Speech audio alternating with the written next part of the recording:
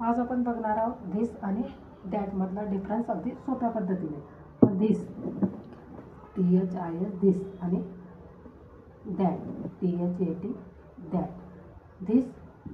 धिसला आपण काय म्हणतो, हा ही हे, आणि दॅटला काय म्हणतो, तो ती ते, तो ती ते. धिसला काय म्हणतो आपण, हा ही हे, दॅटला काय म्हणतो, तो ती ते. आता धिस, आता आपल्याला जर एखादी काही वस्तू आपल्याला बोलायचं आहे, एकच आहे, त्याच्यासाठी काय वापरायचं आहे, धिस. आणि एखादं काही बोलायचं आहे तो थोडा लांब असेल तर त्याला काय म्हणायचं आपल्याला, दॅट. त्यावेळेस काय वापरायचं आपल्याला, दॅट. तर जसं धिस इज अ पेन, हा पेन आहे, याच्यासाठी काय म्हणणार आहे आपण, हा पेन आहे, हा एक पेन आहे, याच्यासाठी काय म्हणणार आहे आपण, धिस इज अ पेन. हा एक पेन आहे, त्याच्यासाठी काय म्हणणार आहे आपण, धिस इज अ पेन. आता ही विंडो आहे आणि आपल्या जवळ आहे, त्याला काय म्हणणार आहे आपण, this is a window. This is a window. This is a window, this is a pen, this is a door, this is a chair. हे सगळं आपल्या जवळ आहे, त्यावेळेस आपल्याला काय वापरायचं आहे, आणि ते एकच आहे. This is a window, this is a chair, this is a ma'am. आणि तेच थोडं आपल्यापासून लांब आहे. आता पेन आहे पण तो थोडा अंतरावर आहे, त्यावेळेस आपण काय म्हणणार आहे, that is a pen. That is a pen. केव्हा केव्हा म्हणायचं आपल्याला, हे थोडा दूर आहे, that is a pen. That is a window. तर चेअर आहे पण ती थोडी दूर आहे, तर that is a chair. That is a chair.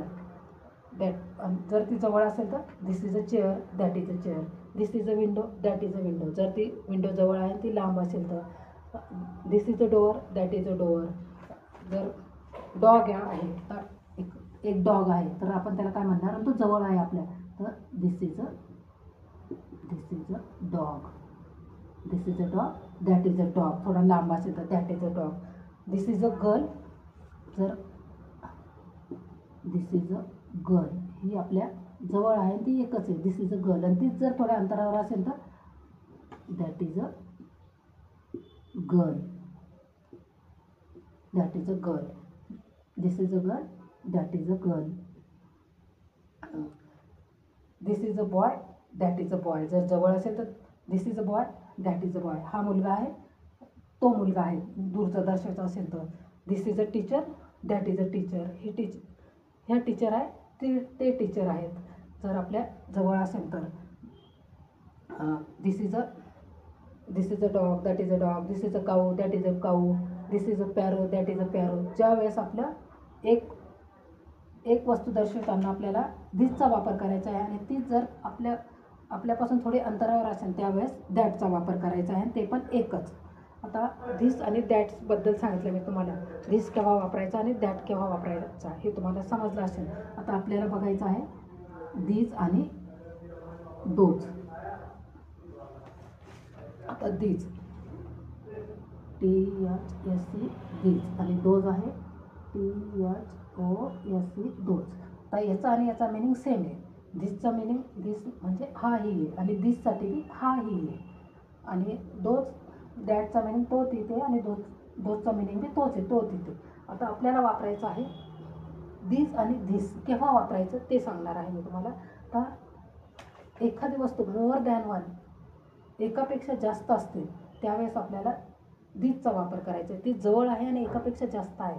आता धिस इज अ गर्ल, ज्यावेळेस एक असेल त्यावेळेस काय म्हणतो आपण, धिस इज अ गर्ल. ही मुलगी आहे, पण ती आता एकापेक्षा जास्त आहेत मुली आहेत, तर त्यावेळेस काय म्हणणार आहे आपण, these are girls. These are girls. आणि तेच जर एकापेक्षा जास्त आहेत आणि त्या थोड्या अंतरावर आहेत, त्यावेळेस आपण काय म्हणणार आहे, those are girls. Those are girls. These are window, एकापेक्षा जास्त आहेत आणि त्या जवळ आहेत, तर कसं म्हणणार आपण, these are windows, those are windows. These are door, those are dog. जवळ असेल तर धिस इज अ कार, आणि थोडी अंतरावर असेल आणि एकच असेल तर दॅट इज अ कार.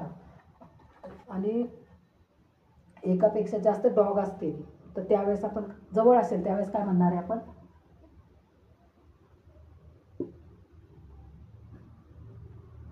ज्यावेळेस एक असेल आणि तो लांब असेल त्यावेळेस काय म्हणणार आपण, दॅट इज अ डॉग. एकच डॉग आहे आणि तो थोड्या अंतरावर आहे त्यावेळेस काय म्हणणार आपण, दॅट इज अ डॉग.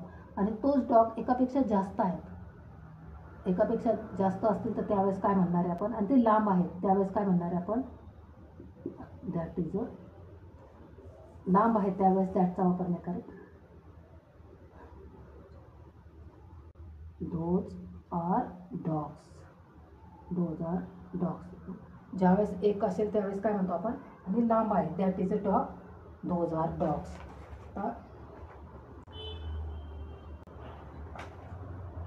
अजून काही एक्झाम्पल सांगता येईल तुम्हाला.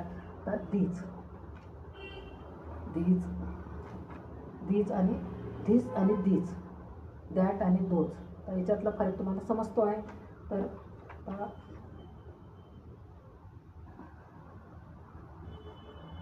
दिस is a cow, this is a काऊ. आता ही एक गाय आहे, ही एक गाय आहे आणि त्या एकापेक्षा जास्त असेल त्यावेळेस काय म्हणणार आहे आपण, आणि त्या जवळ आहेत, these are cows, these are cows. एकापेक्षा जर ती एकच असेल त्यावेळेस काय म्हणणार आहे आपण, आणि ती जवळ आहे आपल्यासमोर आपण लगेच दर्शवू शकतो तर दिस इज अ काऊ. आणि ती एकापेक्षा जास्त आहे त्यावेळेस आपण काय कसला वापर करणार आहे, दीज आर काऊज.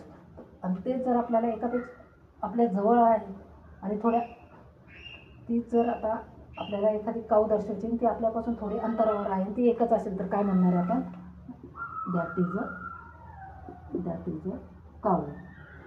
आणि जर ती लांब असेल आणि एकापेक्षा जास्त असतील तर त्यावेळेस काय म्हणणार आहे आपण, those are cows, those are cows. समजलं धिस आणि दीज, दॅट आणि दोजमधला डिफरन्स. धिस केव्हा वापरायचं आहे, जर धिस इज अ पेन, जो की एक आहे तो आपल्या जवळ आहे त्यावेळेस काय म्हणणार आपण, धिस इज अ पेन. तोच थोड्या अंतरावर असेल तर दॅट इज अ पेन. एकापेक्षा जास्त असेल तर त्यावेळेस काय म्हणणार आहे, आणि तो जवळ असेल तर these are books, these, those are books. जर आपल्याकडे एक पुस्तक असेल तर आपण काय म्हणणार, this is a book, this is a book. आपल्या जवळ आहे त्यावेळेस काय म्हणणार आहे आपण, दिस इज अ बुक. आणि ते जर थोडं लांब असेल आणि एकच असेल तर दॅट इज अ बुक. ते जर एकापेक्षा जास्त असेल बुक्स त्यावेळेस काय म्हणणार आहे आपण, जवळ आहे आणि एकापेक्षा जास्त आहे बुक्स तर आपण काय म्हणणार आहे, these are books, these are books. एकापेक्षा जास्त नोटबुक असतील आणि त्या थोड्या लांब असतील तर काय म्हणणार आहे आपण, दोज